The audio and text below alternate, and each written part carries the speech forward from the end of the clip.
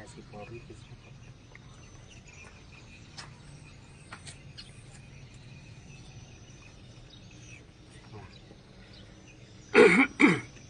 Bapak mengucapkan apresiasi kepada Polri karena kasus ini mengarah kepada masalah yang menjadi terang benderang.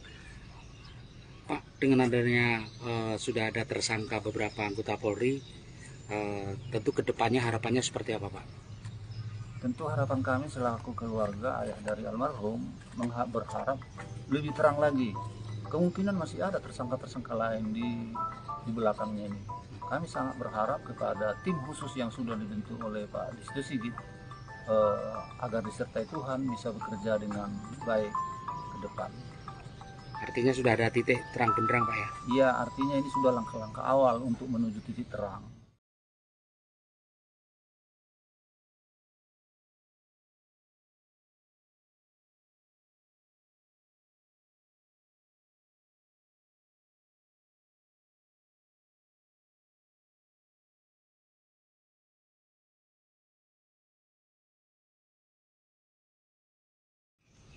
Kedua, apresiasi Polri bisa.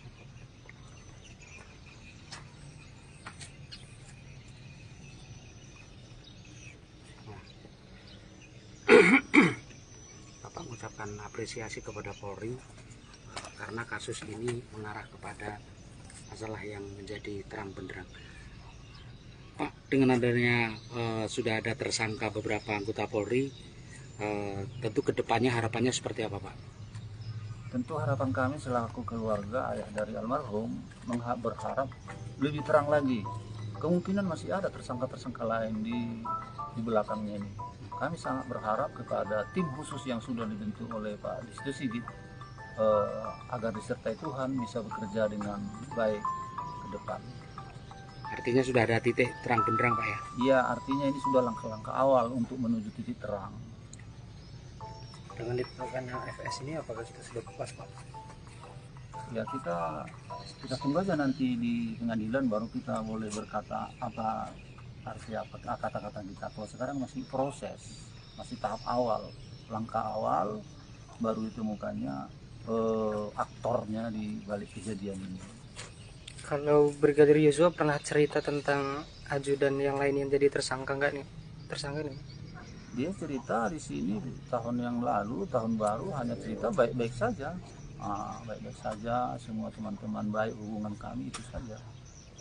Kalau soal yang lain-lain tidak pernah. Makanya dalam kejadian ini kita merasa terkejut gitulah. Kok bisa jadi begini? Apalagi di rumah seorang jenderal. Rupanya si jenderalnya yang menginstruksikan ditembak kan gitu. Pak, apakah kita masuk dalam perlindungan saksi, Pak? Kita masuk dalam LPSK memang bulan lalu, di akhir bulan yang lalu sudah LPSK mengirim WA sama saya apakah kita bersedia membuat permohonan ke LPSK. Dalam hal ini saya berkomunikasi dengan lawyer ya, sementara waktu jangan dulu, kita harus mengikuti saran-saran dari lawyer. Oke. Untuk ini Pak, barang-barang almarhum apakah sudah ada yang dikembalikan? Sudah ada, tapi di sana masih ada yang tinggal. Kami tanyakan yang tinggal di sana HP ada 3 biji kalau nggak salah, dompet beserta isinya, isi dompet, ATM dan sebagainya, laptop masih tinggal di sana. Masih ada beberapa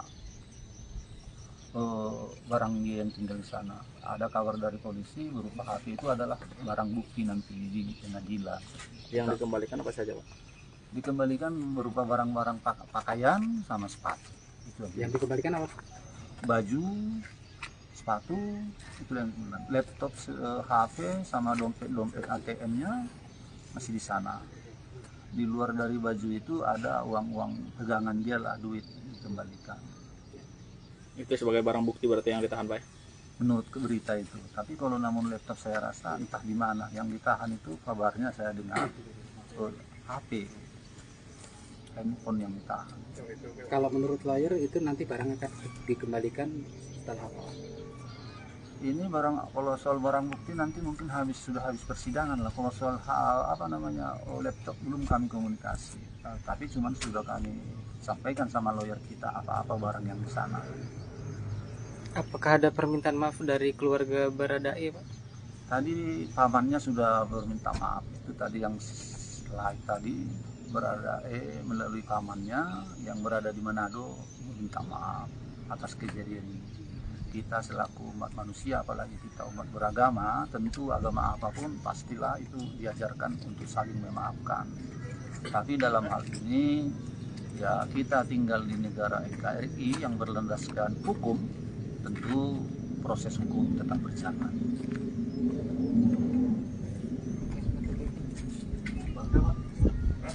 Kalau soal Putri Cendrawati ini,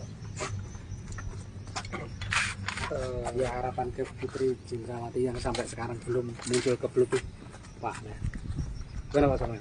Harapan kita kepada Ibu Putri, ya kiranya Ibu Putri biar begitu terang semua permasalahan ini, ya terbukalah untuk umum, apalagi untuk media. Jangan selalu menyembunyikan diri. Soalnya saya lihat kemarin sempat di media dia berangkat ke Makobrimob. Kabarnya selama ini kan trauma, shock. Jadi saya lihat hanya didampingi anaknya, beberapa orang itu lawyer bisa berangkat ke Makobrimob untuk mengantar pakaian. Itu saya tahu dari media lah. Jadi dalam ini kami berharap sama Ibu Putri agar ya membukakan dirilah untuk berbicara, biar semua permasalahan ini terang semuanya. Apa yang terjadi sebenarnya, jangan ada yang tutup-tutupi. Masyarakat Indonesia pun menginginkan ini, keterbukaan ini. Apa dibalik ini semua? Berarti selama ini Ibu Putri belum muncul Pak ya, untuk kasih statement Pak ya, untuk kita? Mengasih statement belum, yang saya mungkin kita semua udah melihat, baru yang ke Makobrimob Kelapa II dia yang muncul, itu pun mau ngantar pakaian katanya. Kalau untuk pihak keluarga sampai sekarang belum ada juga deh Pak ya? Belum ada. Belum ada sama keluarga, belum. Jadi belum ada komunikasi sampai saat ini Ibu Putri Belum. sama keluarga. Belum. Pak, dari awal dia menganggap anak kita sebagai anak sendiri Pak ya? Dari awal memang menurut cerita anak kita almarhum begitu. Malah sama semua katanya di sana dia baik. Hubungan bawahan dengan atasan, malah dianggap sebagai anak gitulah. Tapi itu makanya kita sangat terkejut atas kejadian ini, kok bisa jadi begini. Apalagi pelakunya Pak Ferdisambo sendiri Pak ya? Iya, justru itulah tadi malam kita sudah sama-sama melihat di TV pengumuman Pak Listio Sigit, Kapolri kita, sangat terkejut.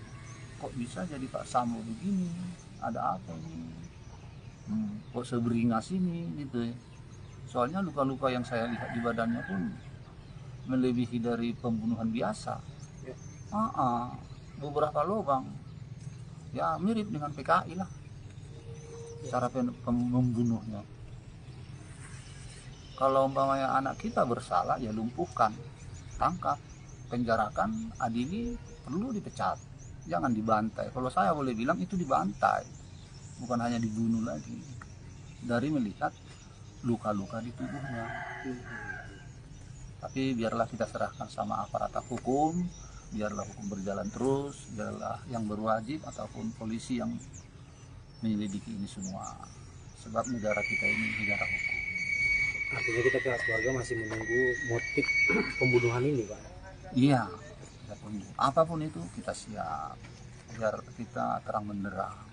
Seperti yang diperintahkan oleh Pak Jokowi, Presiden kita, dibuka, jangan ada yang ditutup-tutupi. Kita mengikuti arahan Presiden saja. Dari yang disampaikan tadi malam itu kan baru adanya penembakan ke Brigadir J, berarti kita meyakini sebelum ada penembakan itu udah ada penganiayaan gitu Pak? Kita tunggu aja prosesnya nanti. Kita jauh dari Jakarta, mendahului penyidik kita. Terima kasih. Tapi yang belum ada Pak, handphone berapa Pak? Handphone kalau nggak salah ya 2 apa 3 biji. 2 ya. Tambah laptop, Laptop. Jam tangan, dompet beserta isinya berupa ATM. Nah, itu. belum balik juga yang itu. Belum. Itu tak balik. Apakah itu taruhlah HP sama laptop bisa jadi barang bukti dompet? Mana bisa satu bukti dompet dan jam tangan ya kan? Apa mau diakses di sana? Sama ATM juga ya. ATM nggak bisa dari barang bukti itu kan? Soalnya ATM dia itu gajinya langsung ke ATM kan? Itu siapa Pak yang mengembalikan kepada keluarga? Kemarin ada dari Polda menjemput ke sana, Polda Jambi. Disuruh Pak Kapolda, kami memohon biar dikembalikan, diantar ke sini. Ada dua orang perwira lah yang menjemput ke Jakarta. Mereka yang bantu kami untuk mengambil pakaian, sepatu-sepatunya. Oke. Terima kasih Pak semuanya.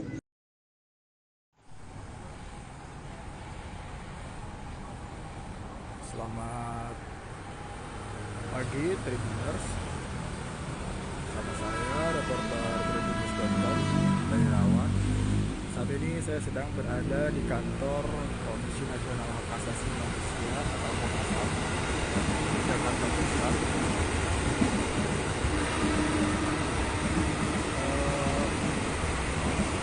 Saat ini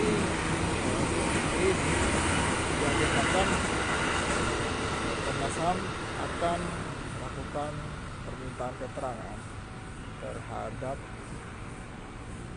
tersangka kasus dugaan pembunuhan berencana terhadap Brigadir Nofriansyah Yosua Huta Barat alias Irjen Pol Verdi Sambo.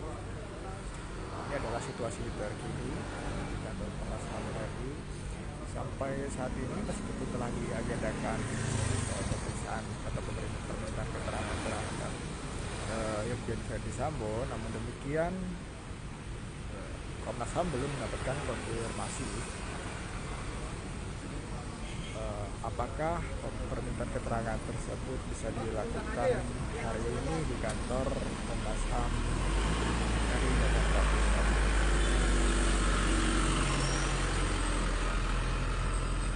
Agenda permintaan keterangan tersebut sebenarnya telah diagendakan sejak pada awal pekan ini. Namun perkembangan terakhir Verdi Sambo telah ditetapkan tersangka oleh pihak kepolisian dan ditempatkan di tempat khusus di Makobrimob Kelapa II. Untuk itu Komnas HAM masih terus berkomunikasi dengan tim sus bentukan Kapolri terkait dengan permintaan keterangan tersebut. Saat ini sejumlah awak media juga sudah hadir di kantor Komnas HAM RI. Masih menunggu kepastian terkait dengan agenda pemeriksaan terhadap Irjen Pol Verdi Sambo di kantor Komnas HAM RI Jakarta Pusat hari ini.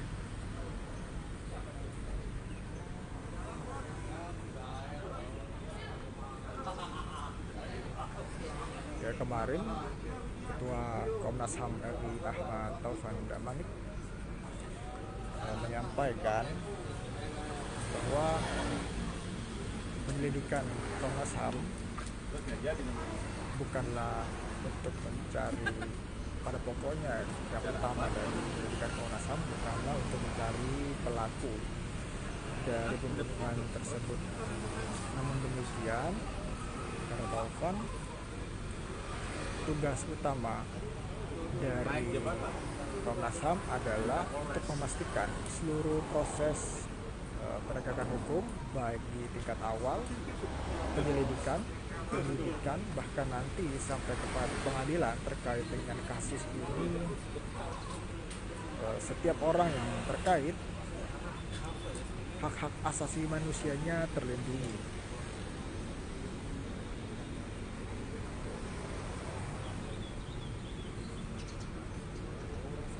Taufan mengatakan juga ada dua mandat yang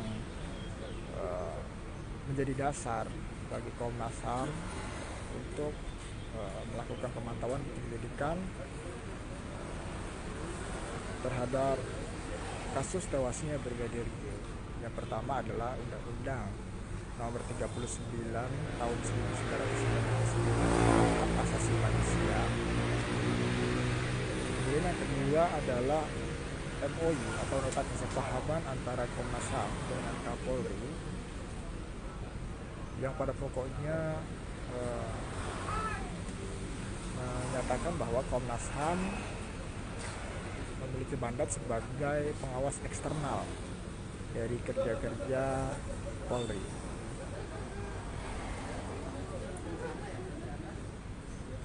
Taufan juga menjelaskan bahwa pihaknya harus memastikan prinsip imparsialitas serta prinsip-prinsip dan norma hak asasi manusia lainnya ditegakkan dalam kasus tewasnya Brigadir J.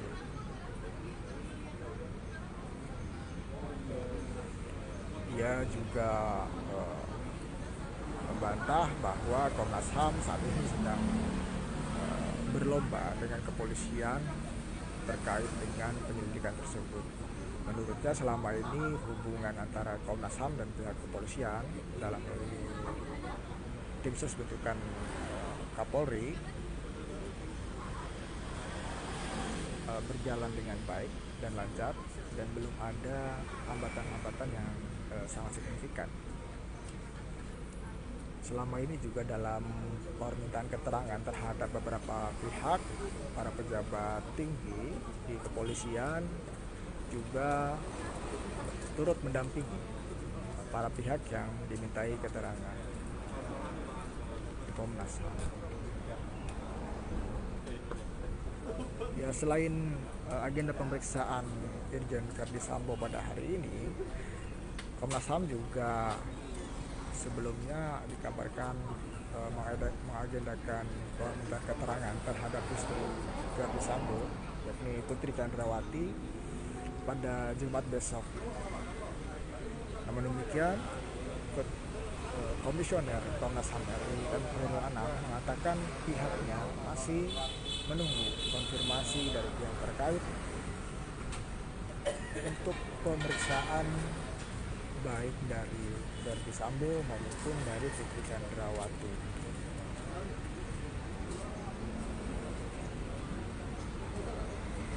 Ya, tampak juga sejumlah kendaraan dinas dari Komisioner Komnas HAM RI belum tampak terlihat di tempat parkir kantor Komnas HAM RI.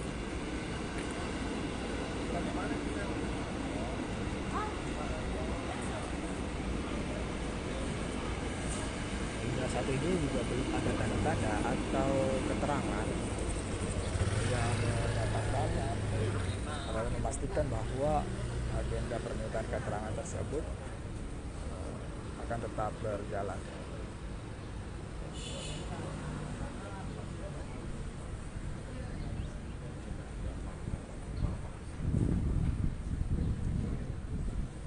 Saat ini sejumlah awak media juga masih menunggu kepastian terkait agenda pemeriksaan terhadap Irjen Pol Verdi Sambo di kantor Komnas HAM RI Jakarta Pusat pada hari ini. Ini adalah suasana terkini kantor Komnas HAM RI Jakarta Pusat.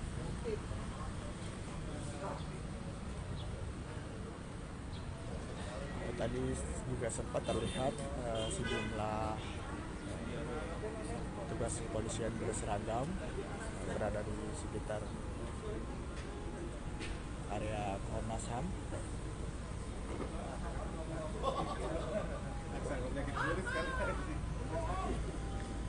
Para awak media terus berdatangan ke kantor Komnas HAM RI Jakarta Pusat.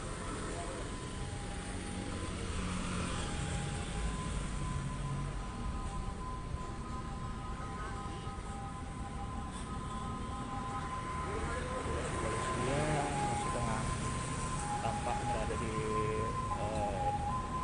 depan samping kantor Komnas HAM RI.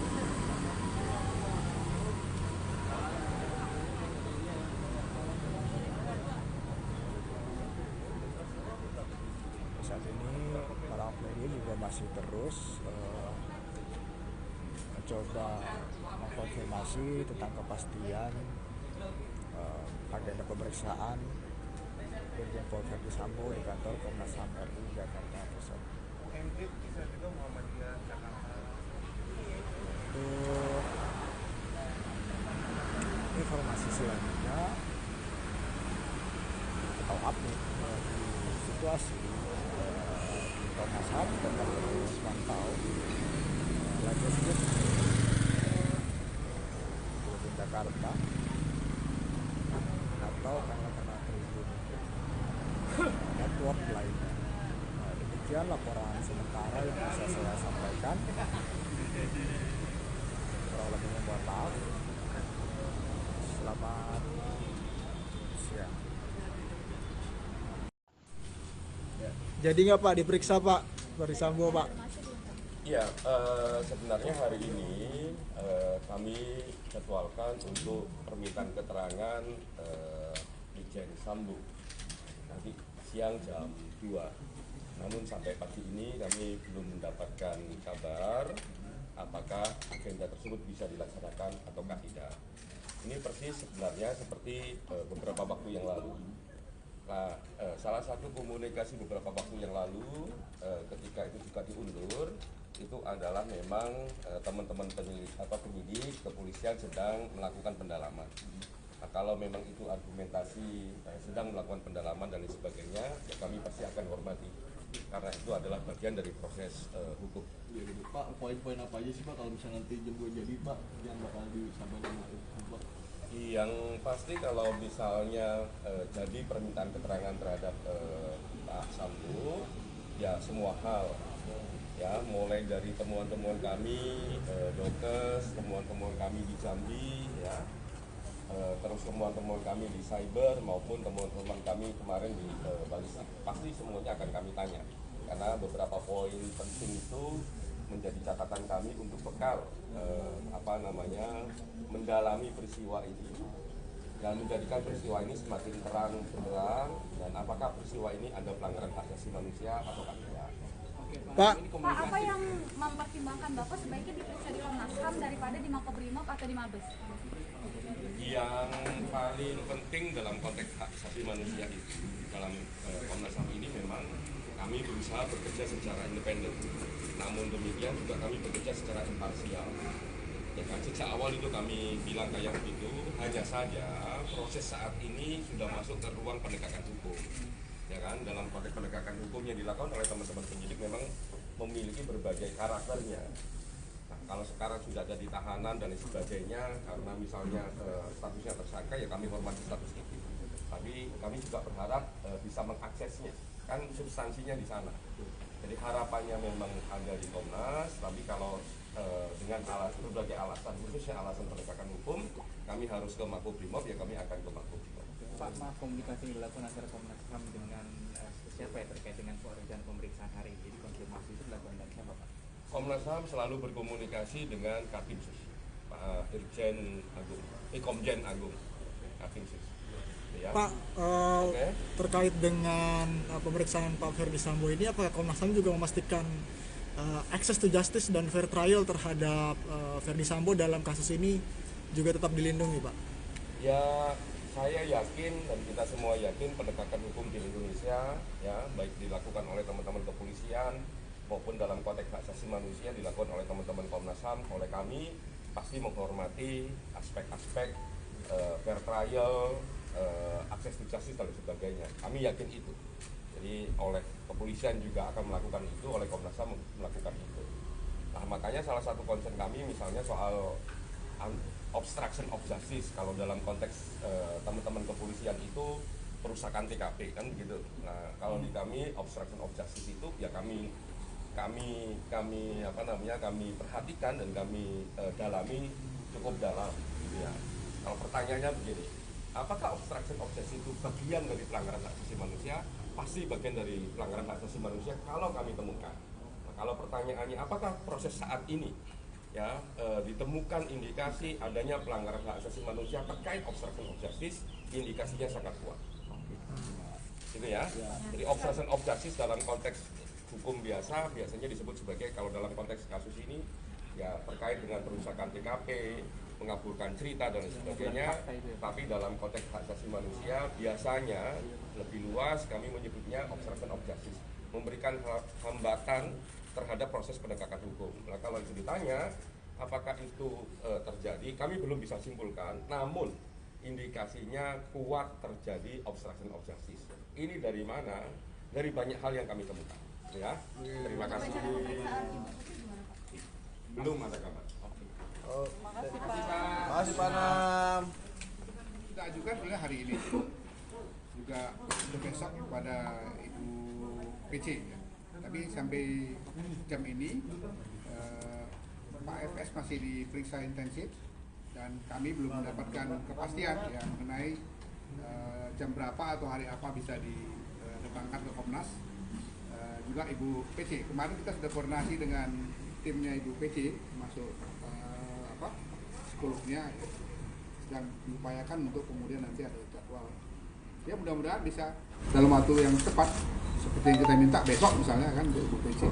Soal second opinion dari psikologi Komnas HAM itu sendiri? Kita siapkan kalau seandainya masih berlarut-larut kita akan minta second opinion itu. Kita sudah siapkan tim pembanding. Dari pihak Bu PC-nya apa sudah menerima Pak?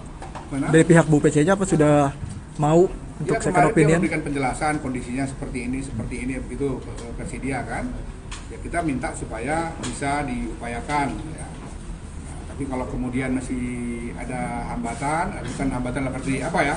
Misalnya pertimbangan psikologis mereka misalnya dikatakan Bu PC belum bisa memberikan keterangan ya kita akan minta tim yang sudah kita siapkan ini untuk menjadi memberi second opinion. Ya Pak, mungkin boleh ditekankan lagi kendala kenapa sampai saat ini belum bisa dikonfirmasi apakah bisa dilakukan pemeriksaan atau tidak tadi berdasarkan koordinasi yang telah dilakukan. Ya dalam keterangan mereka memang masih dalam posisi trauma ya. Seperti saya katakan sebelumnya, kalau kita pakai standar hak asasi manusia internasional yang itu sudah ada dalam undang-undang TPKS kita, memang kita harus menghormati seseorang yang yang sudah mengadu ya, akan sudah mengadu bahwa dia mengalami kekerasan seksual misalnya. Terlepas kita mau percaya nggak percaya itu nanti, tapi perlakukanlah mereka dengan standar yang ada. Salah satunya mempertimbangkan aspek-aspek psikologisnya. Itu harus kita hormati. Bukan berarti kita membiarkan berlama-lama, enggak. Kalau nanti kita pertimbangkan misalnya ini akan mempengaruhi tahapan-tahapan pemeriksaan, ya kita akan gunakan tadi second opinion untuk memberikan pendapat pembanding. Itu standar yang normal aja. Pak, apa goal dari Komnas HAM terkait dengan penyelidikan kasus Brigadir J ini, Pak? Saya sudah katakan sejak awal ya. Jadi isu yang paling menjadi fokus Komnas HAM apa di sini? Fair trial. Itu orang banyak nggak memahami ya. Langsung saja orang bicara tentang siapa pelaku, apa dan macam-macam. Tapi kita bukan itu fokusnya. Itu urusan penyidik. Urusan Komnas HAM adalah memastikan prinsip-prinsip fair trial itu berjalan. Kenapa? Karena tujuan akhirnya adalah access to justice. Itu juga isu hak asasi manusia yang menjadi concern Komnas HAM. Apa itu access to justice itu? Semua orang mendapatkan keadilannya, apakah dia sebagai korban atau dia mungkin nanti akan menjadi terdakwanya, dia harus mendapatkan keadilan. Nah, keadilan itu bisa dicapai dengan cara apa? Dengan memastikan ada prinsip-prinsip fair trial dari mulai penyelidikan, penyidikan, penuntutan sampai persidangan. Kita semua tahu kan sejak awal tahapan-tahapan ini dibuka kasusnya sudah banyak hal yang mencurigakan. Dari mulai soal kenapa waktunya telat disampaikan, kemudian terjadi beberapa hal yang mencurigakan dan akhirnya ditemukan kecurigaan itu yang sekarang masih kita katakan sebagai dugaan kuat obstruction of justice. Obstruction of justice itu bisa menghalangi fair trial karena fakta-fakta yang sebenarnya, ya peristiwa yang sebenarnya ditutupi dengan berbagai cara sehingga kemudian nanti siapa yang salah, apa peristiwanya tidak terbuka dengan seterang-terangnya. Itu yang menjadi tugas Komnas HAM dan itu bagian dari pengawasan kami yang disepakati sejak dulu bersama Kapolri yang diikat oleh MOU ya. Dengan Menko Polhukam sebagai Ketua Kompolnas kami juga punya MOU untuk melakukan pengawasan bersama-sama terhadap Kepolisian Republik Indonesia. Itu diikat oleh MOU yang ditandatangani secara resmi sebagai kerjasama antar lembaga negara. Gitu. Pak Taufan, ini undangan untuk pemeriksaan Pak Sambo ini bentuknya Bapak mengajukan undangan atau menelpon Permintaan keterangan. Permintaan Ya, keterangan. tetapi karena beliau sekarang ini ada di tangan penyidik, maka kami harus berkoordinasi dengan penyidik. Gitu. Di tim Kan ini sus- banyak orang, wah ini salib-saliban. Kalau salib-saliban Pak Irwasum nggak datang ke Komnas HAM. Nggak didampingi oleh Pak Wakapolri sebagai penanggung jawab. Dua orang ini selain Pak Kapolri yang paling tinggi adalah berada dalam posisi tertinggi di dalam tim sus. Gitu. Lalu permintaan keterangan ini sudah diiyakan atau belum Pak? untuk Iya, kemarin? tapi kan saya katakan tadi mereka masih melakukan penyidikan intensif. Gitu. Kita berarti kita koordinasi kok sama Pak. Nanti Pak kalau udah selesai sana ada waktu yang dimungkinkan kita akan apakah didatangkan kemari ya. Nggak bisa misalnya harus kita ke sana, nggak ada masalah, itu soal mekanisme. Berarti kalau hari ini nggak jadi akan jadwal ulang lagi? Iya dong, pastilah. Kalau nggak lengkap nanti hasil pendidikan kita. Untuk tadi saya katakan ya, bukan fokusnya kepada siapa pelaku, itu tugas penyidik. Mereka jagoan soal itu. Tapi kami fokus kepada apakah prinsip-prinsip fair trial itu berjalan dengan benar. Sebab kalau fair trial tidak berjalan, orang yang nggak salah bisa disalah. Orang yang salahnya 10 dihukum 1000. Tidak proporsional. Sejak awal kan itu. Kalau kalian mungkin pernah dengar saya mengambil satu sinyal-sinyal, saya tidak bisa, tidak tega, saya bilang seorang Baradae itu kemudian jadi tumbal semua persoalan ini, mestinya bisa menangkap apa yang saya maksud dengan kami concern pada fair trial. Kan begitu.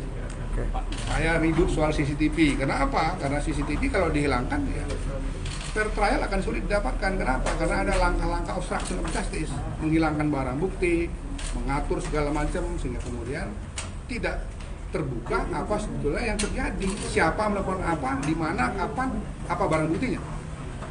Tuduhan harus bisa berdasarkan barang bukti. Itu concern Komnas HAM dan itu bagian dari isu serius dalam hak asasi manusia. Kenapa kami misalnya banyak orang kan nggak sepakat, jangan terlalu begitulah kepada Ibu PC. Kami harus memastikan semua proses itu berjalan dengan benar sesuai dengan standar hak asasi manusia. Orang boleh dimintai keterangan, ya, tetapi kalau orang itu dalam posisi tidak sehat, misalnya, ya, kalau orang mau diperiksa kan ditanya, apakah Anda sehat? Sehat. Kalau orang itu nggak sehat, nggak boleh diminta keterangan. Kan itu contohnya. Itu melanggar KUHAP, itu melanggar prinsip-prinsip keadilan dan kebenaran. Jadi tugas Komnas mengawasi itu dan memastikan itu berjalan. Sehingga nanti hasil akhirnya di pengadilan didapatkan vonis yang sebenar-benarnya. Yang melakukan tindakan A dihukum setimpal dengan kesalahannya, yang tidak terlibat jangan dihukum. Siapa itu nanti? Nanti kita lihat. Itu tugasnya penyidik, melakukan penyidikannya sudah diumumkan oleh Pak Kapolri. Komnas sikapnya gimana? Dia sangat menghormati lah langkah-langkah penyidik. Dia kan mitra kami. Kalau untuk besok Pak, Bu Putri ini juga apakah koordinasinya dengan tim sus juga Pak? Nah, Dengan itu lebih ke apa? Kuasa hukum, Bu. Kuasa hukum dan ada psikolog klinisnya. Kalau sejauh ini tanggapan dari kuasa hukum tentang pemeriksaan Mereka tersebut? sangat terbuka, tapi ya tadi saya katakan mereka kuasa hukum katakan tergantung apa rekomendasi dari psikolognya. Psikolognya menjelaskan pada kami situasinya masih begini segala macam. Nanti kalau kita pertimbangkan harus dibanding dengan pendapat ahli second opinion, kita udah siapkan. Sementara ini kita masih dengar dulu penjelasan dari mereka. Bapak, kemarin yang di balistik, kalau nggak salah saya dengar ada satu temuan HP baru ya Pak, itu benar, jadi totalnya ada 16 Pak. Saya nggak terlalu detail, sekarang kemarin setengah jalan saya keluar. Tapi memang secara umum, saya dapat laporan memang fakta-fakta yang mendukung semakin terangnya masalah ini memang semakin kelihatan. Juga termasuk yang terkait dengan indikasi, jadi saya katakan indikasi kuat saksi. Oke, Pak. Ya, Terima kasih, terima Pak. kasih. Sehat-sehat. Sehat-sehat, Pak. Terjawab sudah satu persatu kejanggalan dalam kasus penembakan terhadap Brigadir Yosua Huta Barat atau Brigadir J. Kasus yang sebelumnya diskenariokan sebagai kasus tembak-menembak kini resmi dinyatakan sebagai kasus penembakan bahkan masuk ke dalam pembunuhan berencana. Kapolri Jenderal Polisi Sigit Prabowo mengumumkan bahwa Irjen Verdi Sambo sebagai tersangka otak penembakan terhadap Brigadir J dalam konferensi pers di Mabes Polri pada Selasa 9 Agustus 2022 kemarin malam. Sudah 4 tersangka yang terungkap dalam kasus ini. Namun tim penyidik masih mendalami motif penembakan terhadap Brigadir J di rumah dinas Irjen Verdi Sambo pada 8 Juli 2022 lalu. Sementara itu dalam kesempatan lain, penasihat hukum keluarga mantan Kadif Propam Irjen Verdi Sambo Arman Hanis mengatakan bahwa dugaan pembunuhan Brigadir J merupakan bentuk perlindungan yang dilakukan oleh seorang kepala keluarga. Arman menjelaskan, dugaan pembunuhan tersebut tentu didasari oleh sebuah alasan yang kuat. Lantas, alasan kuat apa yang membuat Irjen Verdi Sambo tega memerintahkan Baradae untuk menghilangkan nyawa Brigadir J? Diberitakan sebelumnya, mantan Kadif Propam Irjen Verdi Sambo resmi ditetapkan sebagai tersangka kasus pembunuhan berencana terhadap Brigadir J di rumah dinasnya yang berada di Duren 3, Jakarta. Kabareskrim Polri Komjen Agus Andrianto dalam konferensi pers mengatakan, Verdi Sambo terancam hukuman mati atau hukuman penjara seumur hidup atau selama-lamanya 20 tahun penjara. Komjen Agus menyebut bahwa peran Verdi Sambo dalam kasus ini adalah sebagai orang yang menyuruh melakukan penembakan. Selain itu, Irjen Verdi Sambo juga adalah orang yang menskenariokan peristiwa seolah-olah terjadi peristiwa tembak-menembak di rumah dinasnya. Sementara tersangka lainnya, yakni Baradae, melakukan penembakan terhadap Brigadir J. Brigadir RR dan KM turut membantu dan menyaksikan penembakan korban.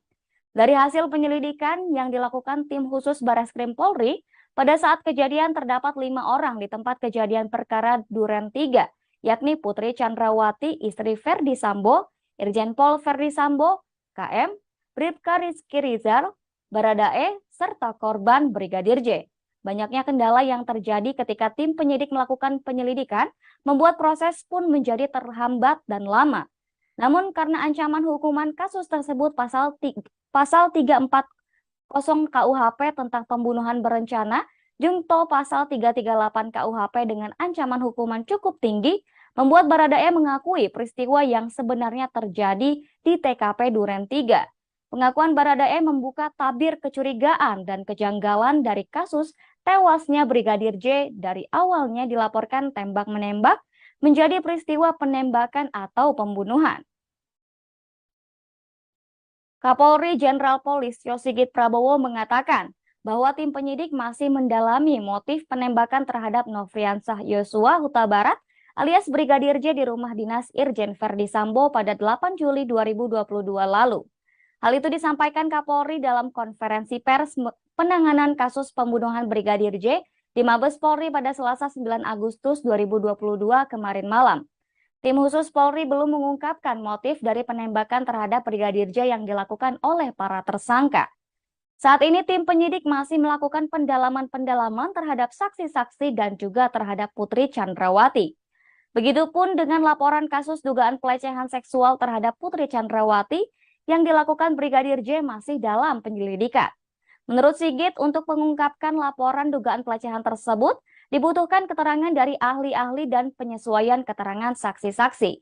Sementara itu, pada kesempatan lain, Menteri Koordinator Bidang Politik, Hukum, dan Keamanan Mahfud MD menyerahkan konstruksi hukum dugaan pembunuhan berencana terhadap Brigadir J kepada polisi dan kejaksaan.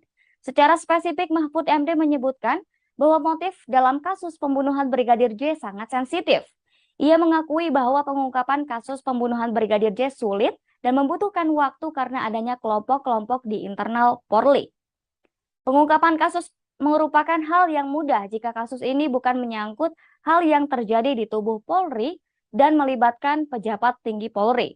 Mahfud menceritakan jika Ketua Komisi Pemberantasan Korupsi Firly Bahuri yang seorang purnawirawan polisi pernah menyampaikan kepadanya bahwa polisi sanggup memecahkan kasus yang jauh lebih sulit dibandingkan ini, sekalipun jejak pelakunya dianggap telah hilang. Terjerat kasus pembunuhan berencana bahkan ditetapkan sebagai otak dari kasus tersebut, membuat Irjen Verdi Sambo terancam kehilangan karirnya. Diungkapkan Kapolri Jenderal Polisi Sigit Prabowo sesaat setelah mengumumkan Irjen Verdi Sambo sebagai tersangka baru kasus penembakan Brigadir J.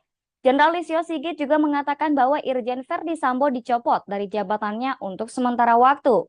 Terkait kasus tersebut, mari kita menilik kembali karir cemerlang Irjen Verdi Sambo saat tangani sejumlah kasus besar.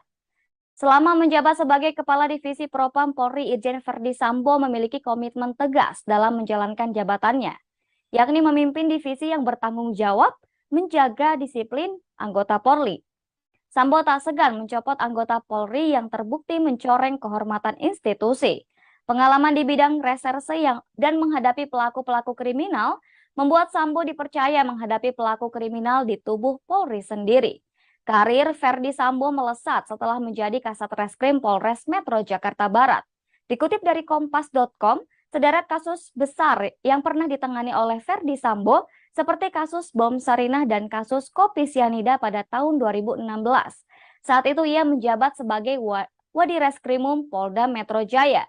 Keberhasilan menangani kasus ini membawa nama Sambo masuk ke Bareskrim Polri. Tahun 2016, Verdi Sambo dilantik menjadi Kasubdit 3 Dirtipidum Bareskrim Polri.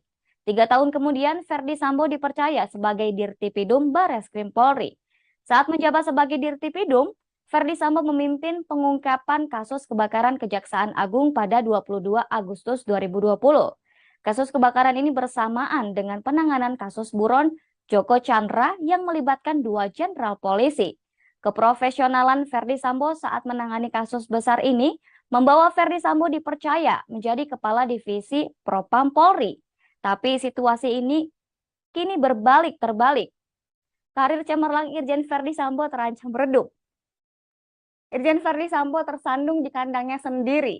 Verdi Sambo ditetapkan sebagai tersangka kasus pembunuhan sang ajudan Brigadir Yosua. Saat seorang pejabat Kepala Divisi Propam seharusnya menjadi teladan dan contoh kedisiplinan bagi para anggota, namun apa jadinya jika sang kepala justru yang mencoreng nama institusi itu sendiri?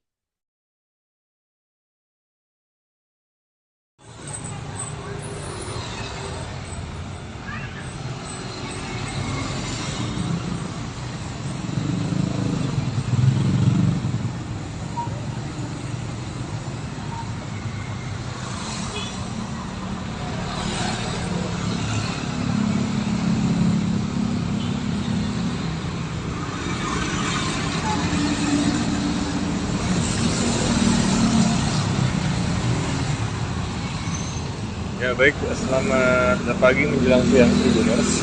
Saat ini saya berada di depan Makobrimob Depok, Jawa Barat, dan saya ingin melaporkan situasi terkini di sekitar Makobrimob Depok pada pagi menjelang siang hari ini. Ya ini dia Tribuners, situasi terkini di depan Makobrimob Depok, Jawa Barat.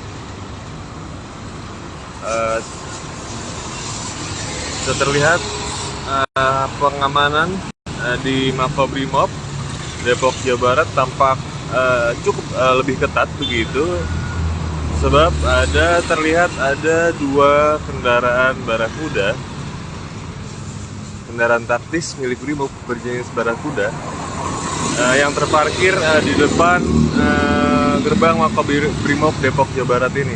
Selain itu, Tribuners, selain kendaraan roda 4, kendaraan taktis, ada pula kendaraan roda 2 berjenis motor cross atau motor trail gitu, yang terparkir di depan gerbang Makobrimob ini.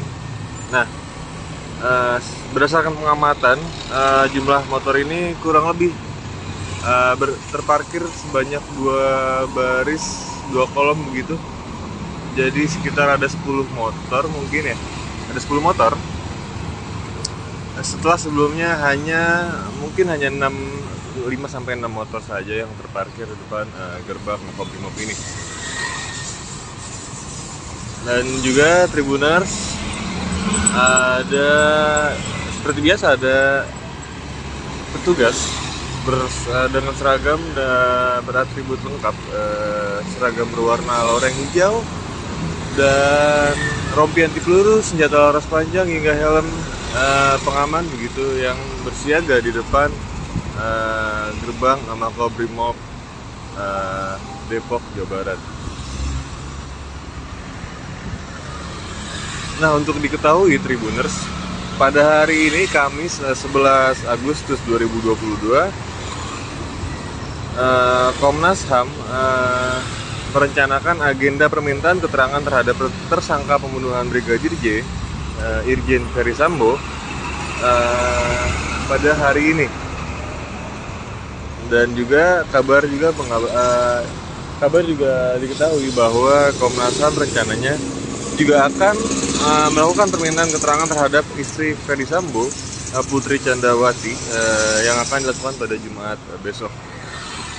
Namun hingga Rabu 10 Agustus malam kemarin, Komisioner Komnas HAM M. Khairul Anam mengatakan pihaknya masih menunggu konfirmasi terkait jadwal pemeriksaan terhadap Irjen Pol Ferry Sambo dan juga istrinya Putri Candrawati terkait tewasnya Brigadir J tersebut. Dia bilang bahwa dua-duanya masih dikonfirmasi oleh Komnas HAM pada Rabu kemarin. Namun demikian, mengenai tempat pemeriksaan, Komnas HAM berharap pemeriksaan oleh Irjen Ferry untuk Irjen Ferry Sambo dapat dilakukan langsung di kantor Komnas HAM seperti pemeriksaan-pemeriksaan pada yang dilakukan sebelum-sebelumnya.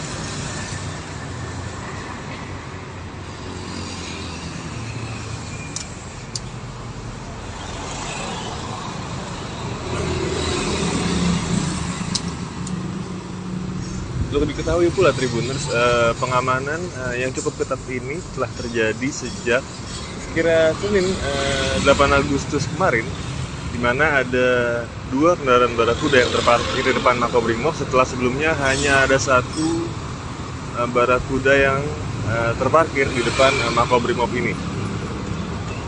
Dan Tribuners diketahui pada Senin kemarin juga tim khusus Barreskrim Polri menyambangi Makobrimob untuk melakukan pemeriksaan terhadap Irjen Ferry Sambo sebagai saksi sebelum dirinya ditetapkan sebagai tersangka oleh Kapolri Jenderal Listio Sigit Prabowo pada Selasa 9 Agustus kemarin. Kemudian pada hari Selasa, pasca ditetapkannya Ferry Sambo sebagai tersangka pun, pengamanan di depan Makobrimob ini juga cukup ketat, namun untuk kendaraan roda 2 tidak sampai hingga 10 motor yang berjejer, hanya setengah, yakni hanya 5 sepeda motor yang berjejer di depan Makobrimob.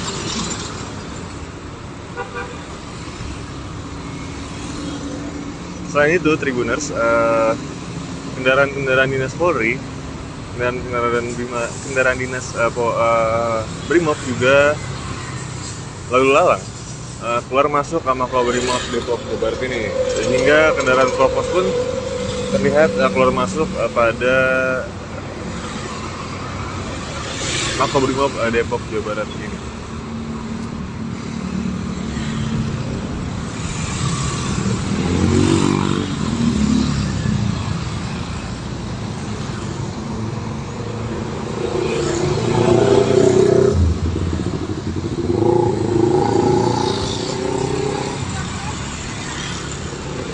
Ya, Tribuners, untuk diketahui pula situasi di Depok, Kelapa II Depok, Jawa Barat hari ini, siang hari ini cukup cerah,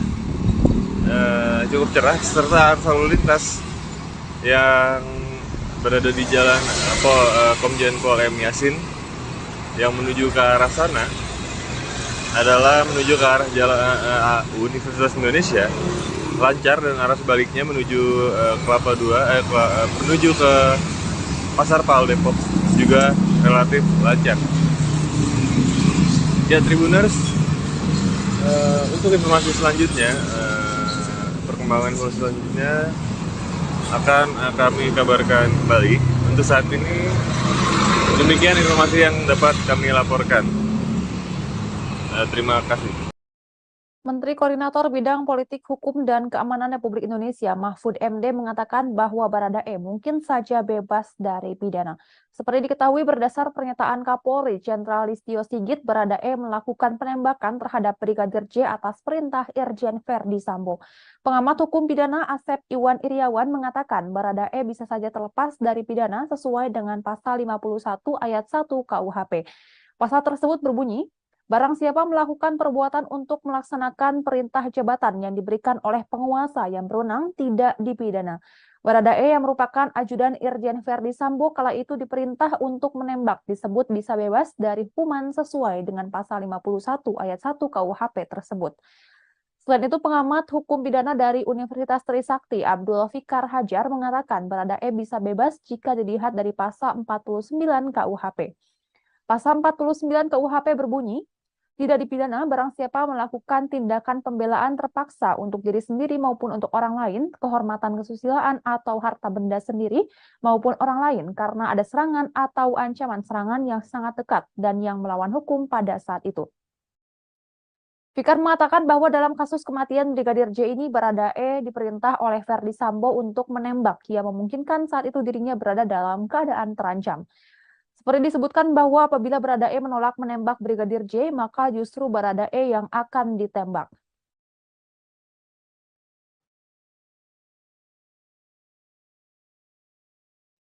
Menteri Koordinator Bidang Politik, Hukum, dan Keamanan Mahfud MD menyebut Baradae bisa saja bebas dari hukuman jika menilik pasal 51 ayat 1 KUHP.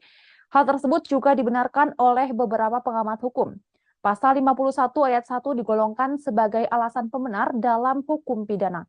Alasan pembenar adalah alasan yang meniadakan sifat melawan hukum suatu perbuatan. Seperti disebutkan, Baradae melakukan penembakan terhadap Brigadir J atas perintah atasannya, yakni mantan Kadif Propampori Irjen Verdi Sambo. Sementara pasal 51 ayat 1 KUHP berbunyi, barang siapa melakukan perbuatan untuk melaksanakan perintah jabatan yang diberikan oleh penguasa yang berwenang tidak dipidana. Atas dasar itulah banyak ahli yang menyebut Baradae bisa bebas karena melakukan penembakan atas perintah atasan. Meski begitu, Verdi Sambo menggunakan wewenangnya bukan untuk itikat baik dan tidak termasuk dalam lingkungan pekerjaannya. Oleh karena itu dijelaskan kembali pada pasal 51 ayat 2, yaitu perintah jabatan tanpa wewenang tidak menyebabkan hapusnya pidana, kecuali jika yang diperintah mengira dengan itikat baik bahwa perintah diberikan dengan wewenang dan pelaksanaannya termasuk dalam lingkungan pekerjaannya. Oleh karena itulah ada juga kemungkinan bahwa Barada Richard Eliezer atau Baradae tidak bisa bebas dari hukum menggunakan pasal 51 ayat 1. Meski begitu, pengamat hukum pidana dari Universitas Trisakti Abdul Fikar Hajar tetap bisa bebas, mengatakan jika Baradae tetap bisa bebas, maksud kami jika melakukan penembakan karena adanya ancaman. Seperti disebutkan sebelumnya, Baradae diperintah oleh atasannya untuk menembak Brigadir J, di mana jika Baradae menolak, justru dirinya lah yang akan ditembak.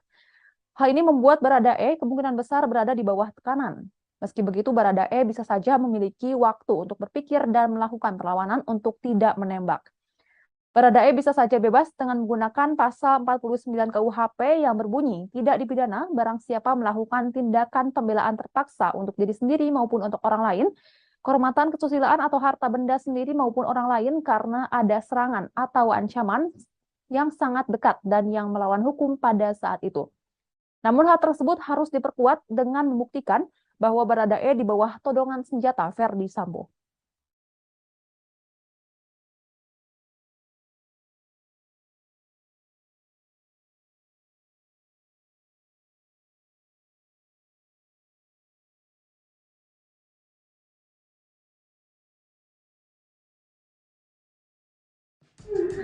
Bribka Riki dan Kuat tak melaporkan rencana pembunuhan dan tak mencegah penembakan terhadap Brigadir J. Bribka Riki Rizal dan asisten rumah tangga Irjen Verdi Sambo, Kuat, turut menjadi tersangka dalam kasus pembunuhan berencana terhadap Brigadir Nofriansyah Yosua Huta Barat alias Brigadir J. Bribka Riki Rizal dan Kuat diduga memiliki sejumlah peran dalam kasus tersebut. Kabariskim Polri Komjen Pol Agus Andrianto mengatakan bahwa Bribka Riki Rizal dan ART Irjen Verdi Sambo Kuat diduga tidak melaporkan rencana pembunuhan kepada Brigadir J sebelum tewas. Agus menyatakan bahwa keduanya juga diduga tidak mencegah adanya penembakan terhadap Brigadir J. Sebaliknya, keduanya juga diduga turut diperintah oleh Irjen Ferdy Sambo. Sebagai informasi, Kapolri Jenderal Listio Sigit Prabowo mengumumkan Irjen Ferdy Sambo menjadi tersangka baru dalam kasus pembunuhan Brigadir J di rumah dinasnya di Kompleks Polri Duren 3, Jakarta Selatan. Selain Ferdy Sambo, asisten rumah tangga Irjen Ferdy Sambo bernama Kuat juga turut ditetapkan menjadi tersangka. Keduanya menyusul Barada Richard Eliezer atau Barada E dan Brigadir Ricky Rizal alias Brigadir RR menjadi tersangka. Keempat tersangka disangka pasal pembunuhan berencana dengan ancaman hukuman maksimal penjara seumur hidup. Adapun peran keempat tersangka adalah Barada E yang merupakan pelaku penembakan terhadap Brigadir J. Sementara itu, tersangka Brigadir Ricky Rizal dan KM diduga turut membantu saat kejadian. Sedangkan tersangka Irjen Ferdy Sambo diduga merupakan pihak yang meminta Barada E menembak Brigadir J. Dia juga membuat skenario seolah-olah kasus itu merupakan kasus tembak-menembak. Dalam kasus ini, tim SUS memeriksa 56 personil polisi terkait penanganan kasus Brigadir J. Adapun 31 orang diantaranya diduga melanggar kode etik profesi Polri. Adapun sebanyak 11 anggota Polri diantaranya ditahan di tempat khusus buntut kasus tersebut. Sebaliknya, 3 orang diketahui merupakan perwira tinggi Polri.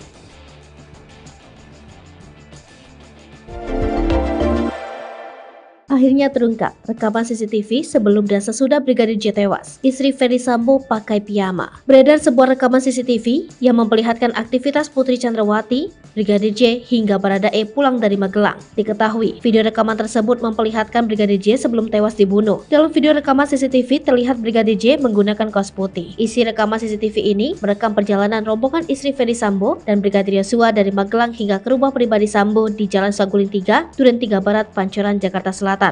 Rekaman CCTV dimulai dari Kota Magelang, Jawa Tengah pada Jumat 8 Juli 2022, terdiri dari 3 mobil, masing-masing mobil patwal, 2 mobil hitam. Dari CCTV, Brigadir Yosua terakhir terlihat mengenakan pakaian kaos putih ketika ia meninggalkan rumah pribadi Irjen Ferdy Sambo sekitar pukul 17 waktu Indonesia Barat. Sementara istri Ferdy Sambo mengenakan pakaian warna abu lengan panjang. Kemudian, Putri Chandrawati kembali ke rumah pribadi Ferdy Sambo, namun Brigadir J sudah tak terlihat. Saat kembali pun, istri Ferdy Sambo terlihat sudah mengenakan pakaian piyama. Isi rekaman CCTV berdasarkan keterangan Komnas HAM. Ketua Komnas HAM, Ahmad Taufan Damanik, membeberkan rekaman CCTV terkait kronologi sebelum terjadinya baku tembak yang menewaskan Brigadir J. Damanik mengawali rekaman CCTV yang dilihat oleh pihaknya memperlihatkan istri Ferdy Sambo berangkat dari Magelang bersama rombongan pada pukul 10 waktu Indonesia Barat. Kemudian Putri Chandrawati bersama rombongannya tiba di rumah pribadinya di Jalan Saguling Duren 3, Jakarta Selatan pada pukul 15.40.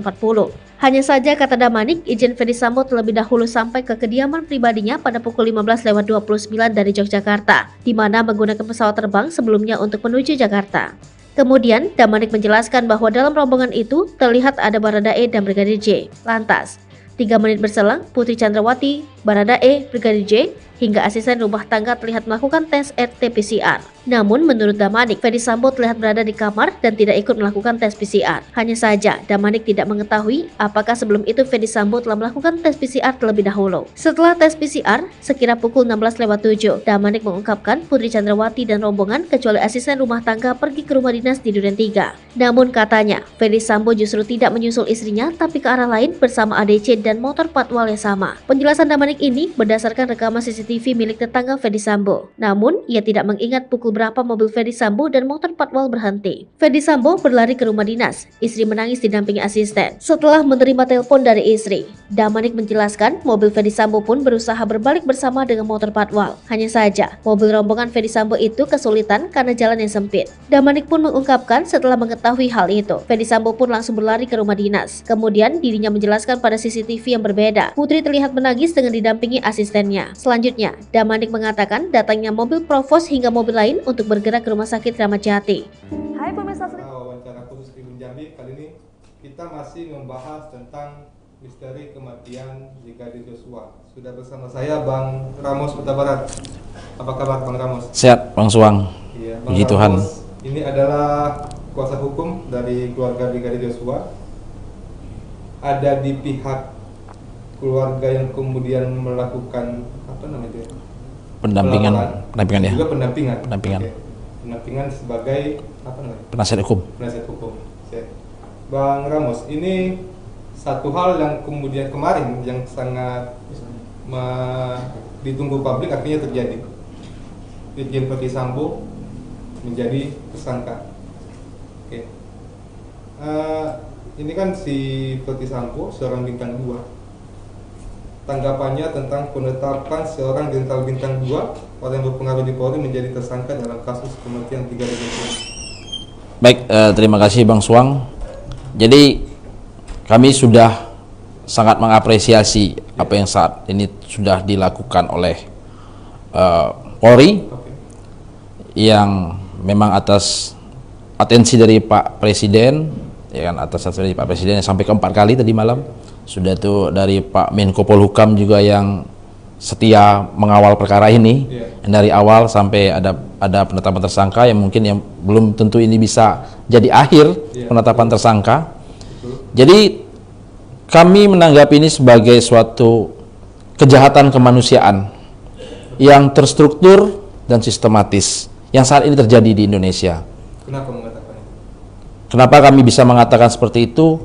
Terstruktur karena banyak di sini yang terlibat, dan itu tidak sedikit dari anggota kepolisian, baik itu dari Mabes Polri, dari Divpropam, Polda Metro Jaya, Polres Jakarta Selatan, yang diperiksa secara etik, yang tidak kemungkinan itu akan memenuhi unsur pidana. Ya mungkin sangat mendekati pasal yang diterapkan itu pasal 221 yang tentang obstruction of justice, menghalang-halangi dan menutupi perkara ini. Nah, jadi terstrukturnya seperti itu. Sistematisnya dalam perkara ini ada suatu perbuatan yang sistematis untuk menutupi dan menghalang-halangi. Dari awal tanggal 8 Juli kejadian, Karopenmas memberikan statement. Tanggal 11. Tanggal 11 memberikan statement setelah kejadian bahwa ada kejadian pelecehan dan tembak-menembak. Padahal itu belum pernah dilidik. Siapapun belum pernah diperiksa. Olah TKP belum. Tiba-tiba ada pernyataan seperti itu. Diaminin lagi oleh Kapolres Jakarta Selatan. Itu sistematis. Selanjutnya, ketika jenazah ini di visum et repertum di Jakarta, di visum keluar hasil, dan itu tertulis. Pada saat itu salah satu adik korban ada di Jakarta, disampaikan bahwa abangmu itu mengalami kejadian tembak-menembak dan mengalami beberapa luka. Memang dokter bilang beberapa luka pada situ. Sudah tuh ada oknum polisi yang bilang pada saat itu. Sudah, hanya batas itu. Kan. Tidak dibolehkan. Untuk menjelaskan lebih lanjut, itu sistematis. Setelah itu sampailah ke Jambi jenazah. Sampai ke Jambi jenazah bawa oleh keluarga bilang waktu itu ketemu sama Kombes Leonardo Simatupang yang minta supaya ditandatanganin hasil dari surat pengantaran jenazah. Serah terima. Keluarga keberatan dong. Dibuka belum atau malam, keberatan. Mereka nggak mau tanda tangan, ya kan? Setelah negosiasi yang alot, gitu kan? Karena kan orang Batak ini kan adatnya kuat. Dia harus diprosesi secara adat. Setelah alot, dibuka ini jenazah. Dibuka, tapi hanya sebatas separuh badan. Dibuka petinya. Buka petinya, ditunjukkanlah bahwa ada satu tembakan. Nah, waktu saat itu keluarga sudah bisa menerima, walaupun mereka sudah emosional bilang ini bukan hanya ditembak, ini sudah ada dugaan penganiayaan pada saat itu. Ditandatanganin, diberikanlah surat pada saat itu hasil visum et repertum yang kami memang baca itu memang satu luka tembakan. Ya kan? Hasil visum. Hasil visum. Atau misalnya membacanya surat pengantar untuk visum. Tidak. Di dada. Hasil visum. Ditandatangani dokter. Tangan dokter. Ya oke, karena si Leonardo Simatupang gitu yang dari perwakilan dari Polri nunjukkan itu. Dan sesuai ini dengan hasil yang dilihat dan surat. Karena hanya dibuka sedikit. Dibuka sedikit, belum semua kan. Oke, terima. Setelah diterima, kita lihat nih, ini sistematis ya, sudah dilihat. Besoknya kan mau pertama formalin, barulah dibuka. Wah, ternyata ada beberapa luka tembakan yang di tangan, patah, itu kan. Karena waktu itu nggak kelihatan karena dia pakai sarung tangan. Ya. Nah, jadi sistematisnya kami bilang di situ ada upaya untuk menutup-nutupi ini dari awal, dari otopsi, dari visum awal, yang seharusnya dokter tersebut menjelaskan bahwa telah terjadi satu orang tewas dengan luka tembakan di posisi ini, posisi itu, ya kan, diduga kejadian ini jam berapa. Itu harus jelas karena hasil yang diberikan oleh seluruh dokter itu akta otentik yang dikeluarkan oleh orang yang sudah disumpah dan menjadi profesi, ya kan.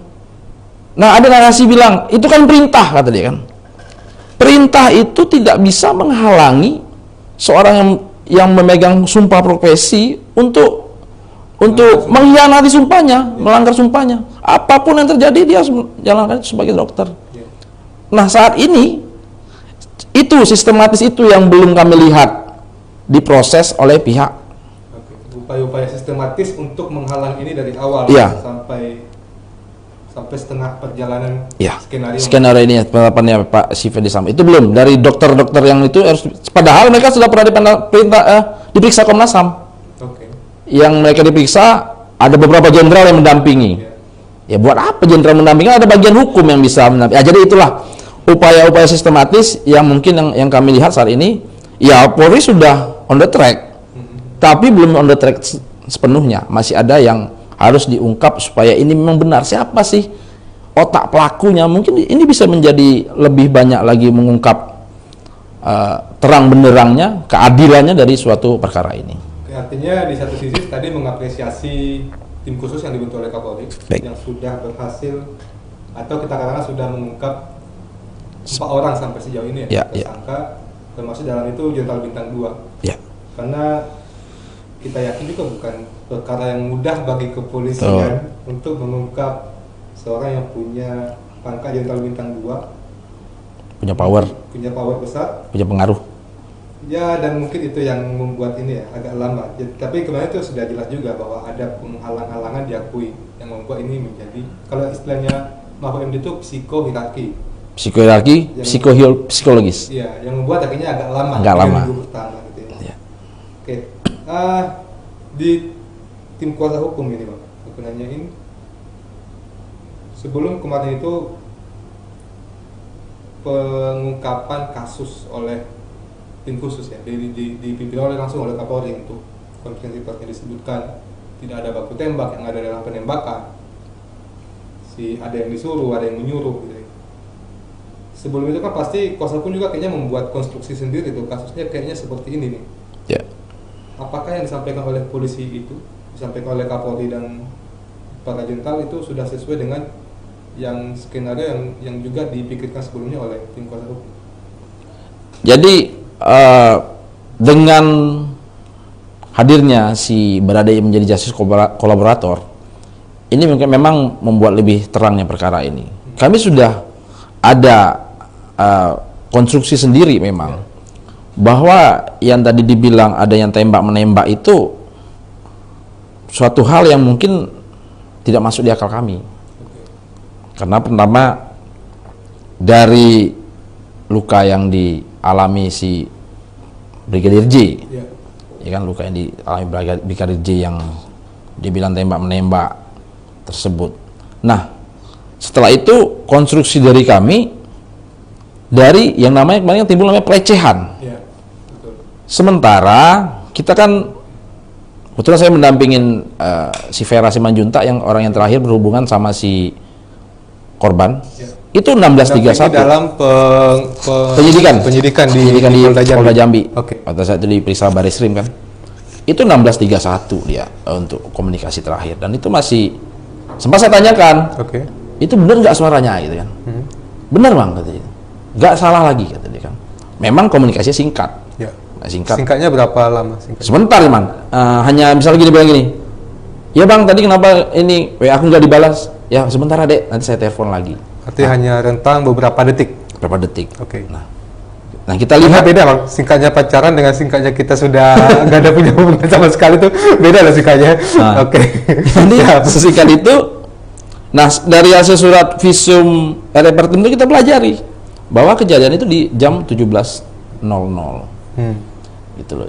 Jadi memang konstruksi yang dibangun, yang disampaikan Baradae itu tidak berbeda jauh sama apa yang kami sudah pikirkan selama ini terhadap analisa yang dari Komnas HAM yang memaparkan CCTV, ya kan, dan itu Komnas HAM yang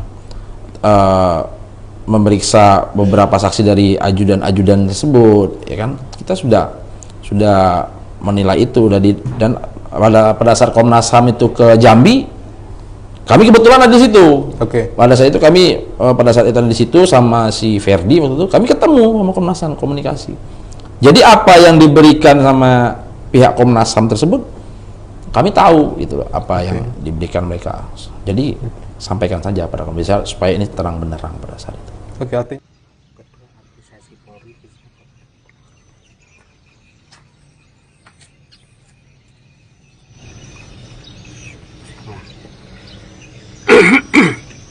Bapak mengucapkan apresiasi kepada Polri karena kasus ini mengarah kepada masalah yang menjadi terang benderang. Pak, dengan adanya sudah ada tersangka beberapa anggota Polri, tentu kedepannya harapannya seperti apa, Pak? Tentu harapan kami selaku keluarga ayah dari almarhum berharap lebih terang lagi. Kemungkinan masih ada tersangka-tersangka lain di belakangnya ini. Kami sangat berharap kepada tim khusus yang sudah dibentuk oleh Pak Disto Sigit agar disertai Tuhan bisa bekerja dengan baik ke depan. Artinya sudah ada titik terang benderang, Pak ya? Iya, artinya ini sudah langkah-langkah awal untuk menuju titik terang. Dengan ditetapkannya FS ini apakah kita sudah puas, Pak? Ya kita tunggu aja nanti di pengadilan baru kita boleh berkata apa arti apa kata-kata kita. Kalau sekarang masih proses, masih tahap awal, langkah awal baru ditemukannya aktornya di balik kejadian ini.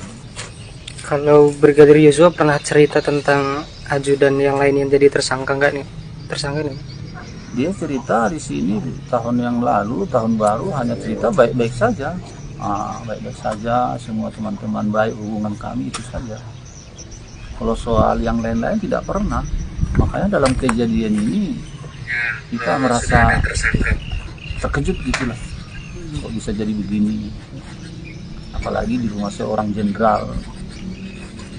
Rupanya si jenderalnya yang menginstruksikan ditembak kan gitu. Pak, apakah kita masuk dalam perlindungan saksi, Pak? Kita masuk dalam LPSK memang bulan lalu, di akhir bulan yang lalu sudah LPSK mengirim WA sama saya. Apakah kita bersedia membuat permohonan ke LPSK? Dalam hal ini saya berkomunikasi dengan lawyer. Ya, sementara waktu jangan dulu. Kita harus mengikuti saran-saran dari lawyer. Oke. Untuk ini Pak, barang-barang almarhum apakah sudah ada yang dikembalikan? Sudah ada, tapi di sana masih ada yang tinggal. Kami tanyakan, yang tinggal di sana HP ada 3 biji kalau nggak salah, dompet beserta isinya, isi dompet, ATM dan sebagainya, laptop masih tinggal di sana. Masih ada beberapa barang dia yang tinggal di sana. Ada kabar dari polisi berupa HP itu adalah barang bukti nanti di pengadilan. Yang dikembalikan apa saja, Pak? Dikembalikan berupa barang-barang pakaian sama sepatu. Itu aja. Yang dikembalikan apa? Baju, sepatu, itu yang laptop, HP sama dompet ATM-nya masih di sana. Di luar dari baju itu ada uang-uang pegangan dia lah, duit dikembalikan. Itu sebagai barang bukti berarti yang ditahan, Pak? Menurut berita itu. Tapi kalau namun laptop saya rasa entah di mana. Yang ditahan itu kabarnya saya dengar HP, handphone yang ditahan. Kalau menurut lawyer itu nanti barang akan dikembalikan setelah apa? Ini barang, kalau soal barang bukti nanti mungkin sudah habis persidangan lah. Kalau soal laptop belum kami komunikasi. Tapi cuman sudah kami sampaikan sama lawyer kita apa-apa barang yang di sana. Apakah ada permintaan maaf dari keluarga Baradae, Pak? Tadi pamannya sudah berminta maaf. Itu tadi yang live tadi, Baradae melalui pamannya yang berada di Manado meminta maaf atas kejadian ini.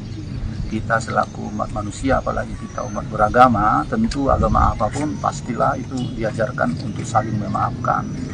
Tapi dalam hal ini, ya kita tinggal di negara NKRI yang berlandaskan hukum, tentu proses hukum tetap berjalan.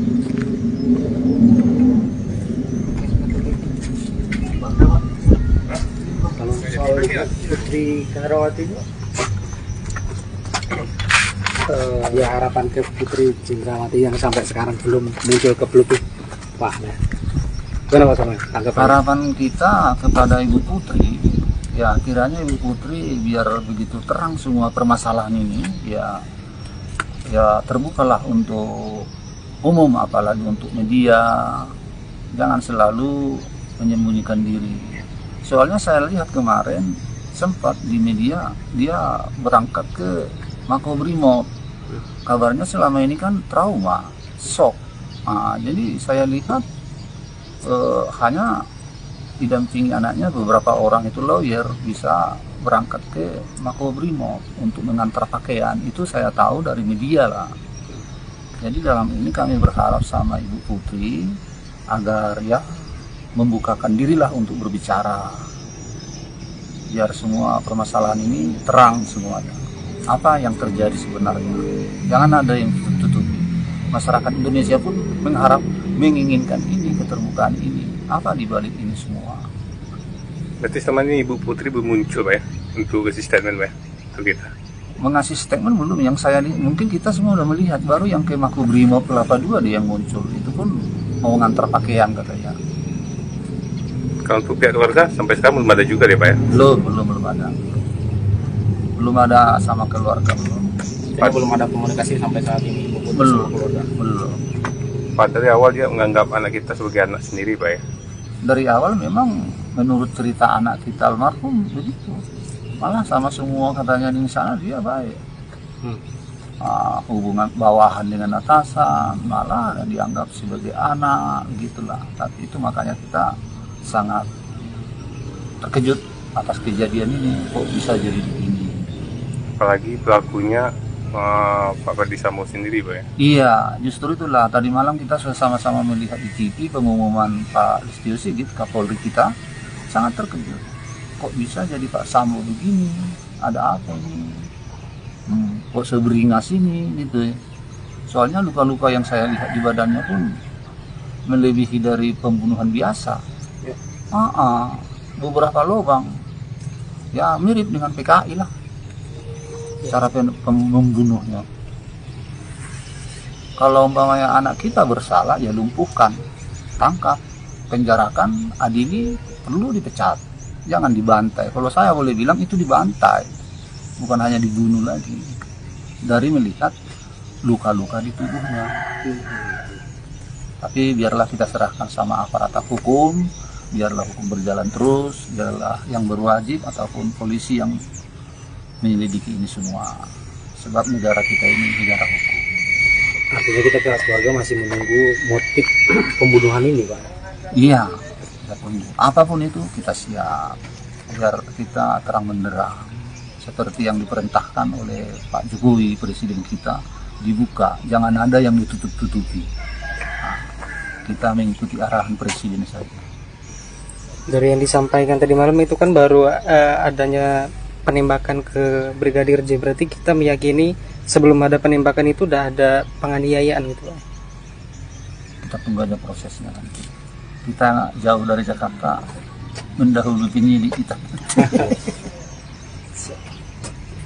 Terima kasih. Tapi yang belum ada Pak, handphone berapa Pak? Handphone kalau nggak salah ya 2 atau 3 biji. 2 ya. Tambah laptop. Jam tangan, dompet beserta isinya berupa ATM. Belum balik juga yang itu? Belum. Tapi minta balik. Apakah itu, taruhlah HP sama laptop bisa jadi barang bukti, dompet mana bisa satu bukti dompet dan jam tangan ya kan? mau diakses di sana. Sama ATM juga ya. ATM nggak bisa dari barang bukti itu kan. Soalnya ATM dia itu gajinya langsung ke ATM kan. Itu siapa Pak yang mengembalikan kepada keluarga? Kemarin ada dari Polda menjemput ke sana, Polda Jambi. Disuruh Pak Kapolda, kami memohon biar dikembalikan, diantar ke sini. Ada dua orang perwira lah yang menjemput ke Jakarta. Mereka yang bantu kami untuk mengambil pakaian, sepatu-sepatunya. Terima kasih Pak.